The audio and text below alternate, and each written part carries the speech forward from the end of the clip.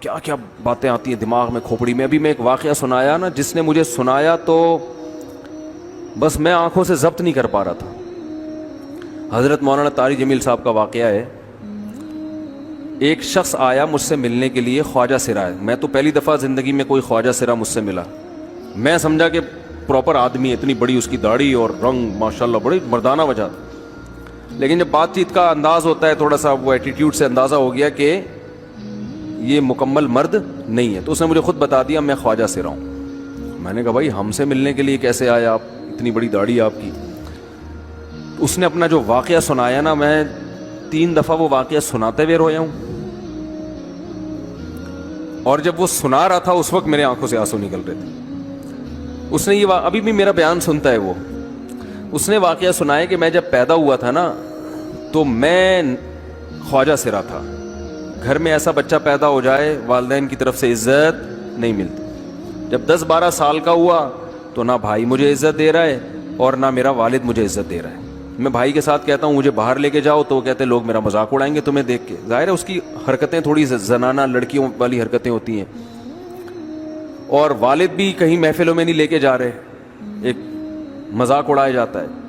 کہنے ایک دفعہ میں کہیں گزر رہا تھا تو یہ جو ہوتے ہیں نا خواجہ سراؤں کی پوری ایک جماعت تھی, انہوں نے مجھے پہچان لیا, دیکھا اتنا اچھا. اس وقت نہ اس کی داڑھی اور یعنی اس میں خواتین والی ہی علامتیں تھیں زیادہ.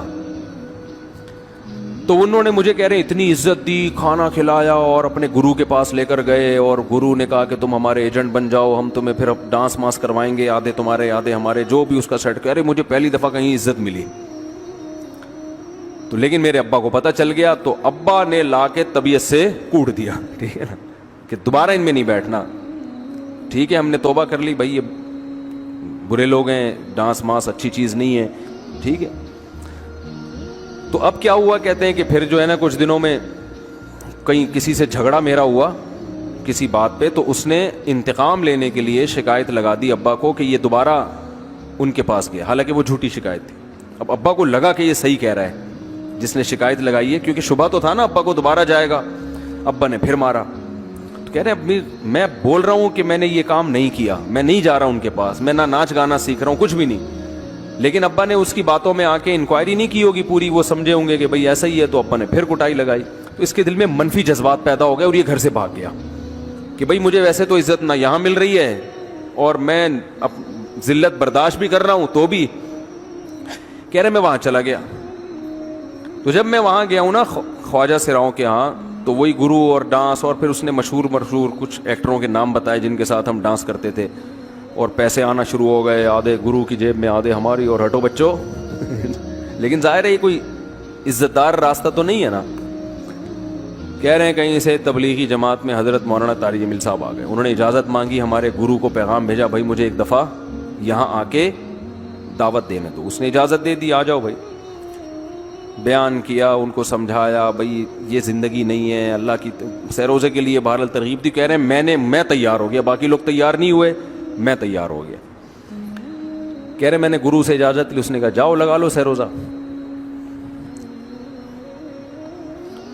تو کہتا ہے کہ جب میں حضرت کے گھر پہ گیا ہوں نا, تو حضرت پہلے سے دروازہ کھول کے ایسے انہوں نے دونوں بازو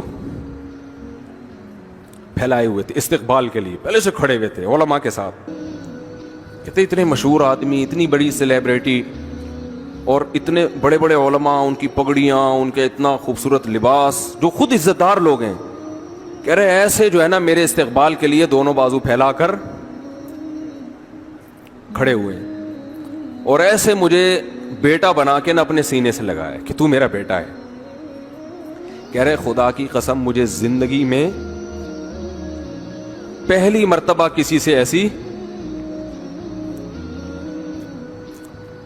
ایسی عزت ملی مجھے کسی سے, اور اس عزت دینے میں مولانا کا کوئی مفاد,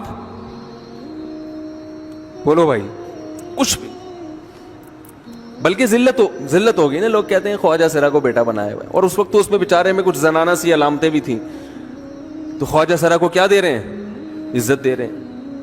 کیا کسی تاجر پہ محنت کرو تو تھوڑا چندہ دے دے گا مدرسے, وہ ایسا ہی ہے نا. اور کسی افسر پہ محنت کرو تو تعلقات کیا ہو جائیں گے. جب وہ دین پر آئے گا تو اس سے کیا فائدہ. اس کو تو باپ ایسے ان لوگوں کو ریجیکٹ کر دیتے ہیں. بھائی اپنانے سے کہہ رہے مجھے یہ اپنا رہے ہیں, ایسے سینے سے لگایا انہوں نے, اور مجھے سہروزے کی جماعت میں اپنے ساتھ لے کر گئے, کھلاتے تھے, بڑا خیال رکھوایا میرا. کہہ رہے اس کے بعد پھر میں نے گرو سے اجازت لی. وہ گرو چھوڑتے تھوڑی, ان کو پیسے ویسے دیے, جان چھڑائی نا, وہ بھی غلامی کی طرح نکلنا پڑتا ہے. پیسے دیے پتہ نہیں کتنے لاکھ یا کتنے ہزار روپے, وہاں سے پھر نکل کے 4 مہینے اس میں بھی خیال کیا.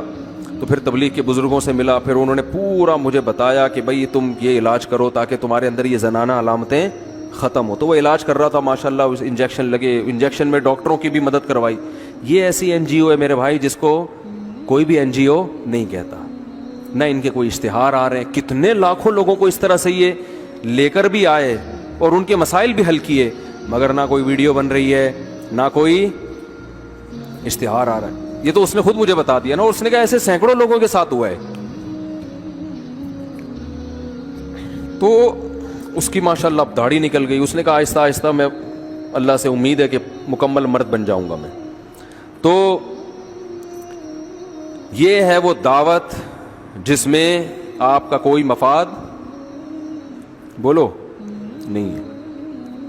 تو دعوت کے کام میں جب تک اس درجے کا اخلاص نہیں ہوگا, اس وقت تک آپ کی دعوت میں جان پیدا نہیں ہوگی.